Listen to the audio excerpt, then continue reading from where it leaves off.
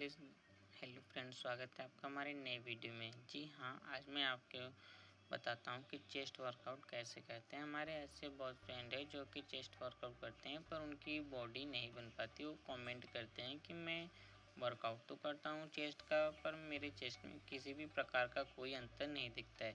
तो मैं आपको बहुत ही सिंपल तरीके से बताऊँगा कि आप कौन सा ऐसी गलती करते हैं जिसकी वजह से आपकी चेस्ट जो है नहीं बन पाती है। जी हाँ, आपको इस वीडियो में सारी जानकारी मिलेंगी कि आप ऐसा कौन सा गलती करते हैं जिसकी वजह से आपकी चेस्ट नहीं ग्रोथ कर पाती है।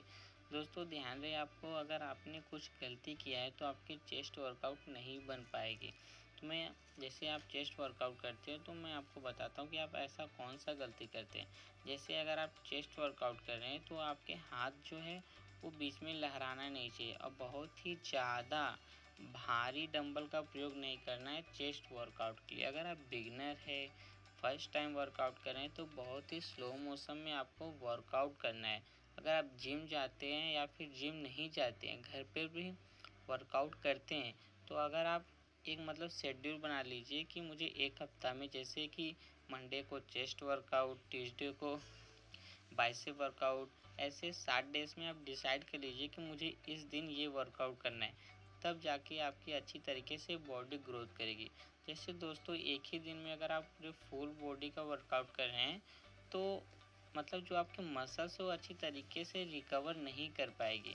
जैसे कि मान लीजिए आपने 15 मिनट चेस्ट वर्कआउट किया, तो 15 मिनट में क्या हमारी चेस्ट बन जाएगी? ऐसा हो सकता है क्या? नहीं। जैसे आज मंडे है, अगर आप चेस्ट वर्कआउट कर रहे हैं तो आप सिर्फ चेस्ट वर्कआउट कीजिए।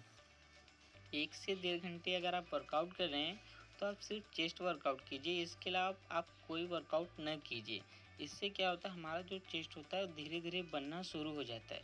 और आपको बहुत ही भारी डंबल का प्रयोग नहीं करना है, आपको बहुत ही स्लो मोशन में करना है। जैसे मान लीजिए अगर आप किसी डेस्क पे लेट के अगर आप वर्कआउट कर रहे हैं जो इस वीडियो में दिख रहा है, तो आपको सेम इस तरीके से करना है। अपने हाथों को बहुत ही स्लो मोशन में ऊपर की ओर ले जाना है और बहुत ही धीरे अपने चेस्ट की ओर लेके आना है। आपके हाथ जो है बीच में लहराना नहीं चाहिए। जैसे कि आप बहुत ही भारी डंबल लिए हैं तो आप उठा नहीं सकते हैं, तो हमारा जो हाथ है जब हम ऊपर की ओर लेके जाते हैं तो हमारा हाथ जो है डगमगाता है, तो इसकी वजह से हमारी बॉडी अच्छी तरीके से नहीं बन पाएगी। आपको हल्का डंबल लेना है जिसकी वजह से आप अच्छी तरीके से कंफर्टेबल होके आप वर्कआउट कर सकें। तो ऐसा डंबल लेके आप चेस्ट वर्कआउट कीजिए। और फ्लाई डंबल जो वर्कआउट होता है वो हमारे चेस्ट के लिए बहुत ही ज़्यादा ज़रूरी है। इस वर्कआउट से हमारा जो चेस्ट है वो बहुत ही तेज़ी से बनना शुरू हो जाता है। और दोस्तों अगर आप चाहते हैं कि अगर आप किसी कपड़े में जो कोई टी शर्ट पहनते हो तो आपका चेस्ट जो है ऊपर से दिखे, अट्रैक्टिव लगे, तो उसके लिए आपको सबसे पहले अपर चेस्ट का वर्कआउट करना है। अपर चेस्ट हमारे लिए बहुत ही ज़्यादा ज़रूरी है, तो उसके लिए आपको फ्लाई डंबल वर्कआउट करना है बहुत ही स्लो मोशन में। जैसे कि बहुत से ऐसे हमारे दोस्त होते हैं जो कि वर्कआउट करते हैं, जब डंबल को ऊपर की ओर लेके जाते हैं तो अपने हाथ को लहराते हैं बीच में, वो अपने हाथों को संभाल नहीं पाते, तो इससे हमारा वर्कआउट सही से परफॉर्म नहीं हो पाएगा। तो इसके लिए आपको बहुत ही स्लो मोशन में वर्कआउट करना है, तब जाके आपकी अच्छी तरीके से बॉडी बनना शुरू हो जाएगी। आप अपने शेड्यूल के हिसाब से ही वर्कआउट कीजिए। ध्यान रहे दोस्तों, आपका वर्कआउट बीच-बीच में छूटना नहीं चाहिए। जैसे ये नहीं कि आज कर लिए तो 2-3 दिन बाद वो वर्कआउट करिए, ऐसा नहीं है। आप अपने शेड्यूल के हिसाब से 1 घंटा ही टाइम दीजिए, लेकिन रोज़ दीजिए।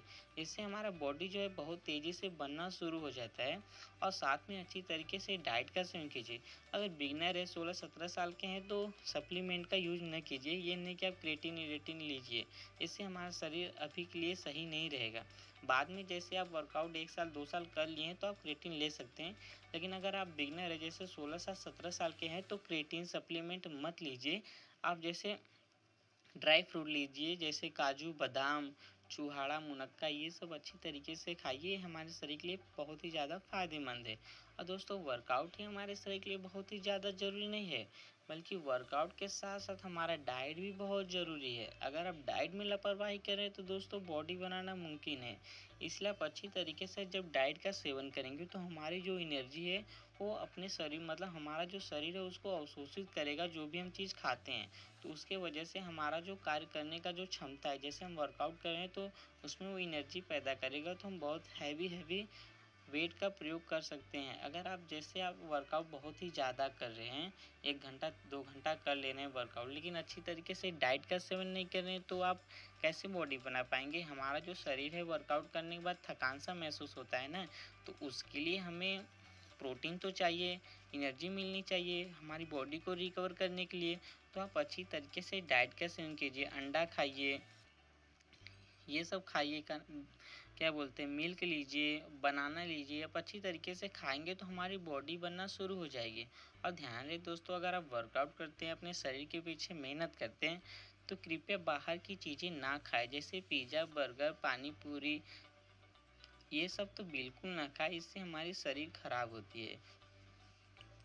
फिर आप कहते हैं कि हम वर्कआउट तो करते हैं लेकिन हमारी बॉडी नहीं बनती, और जिसकी वजह से आप उम्मीद छोड़ के आप फिर से बाहर की चीज़ें खाने लगते हैं और आप बॉडी कभी बना नहीं पाते हैं। दोस्तों बॉडी हमारे शरीर के लिए बहुत ही ज़्यादा ज़रूरी है। अगर आपका हेल्थ सही रहेगा तो आपके लिए ही काम आएगा।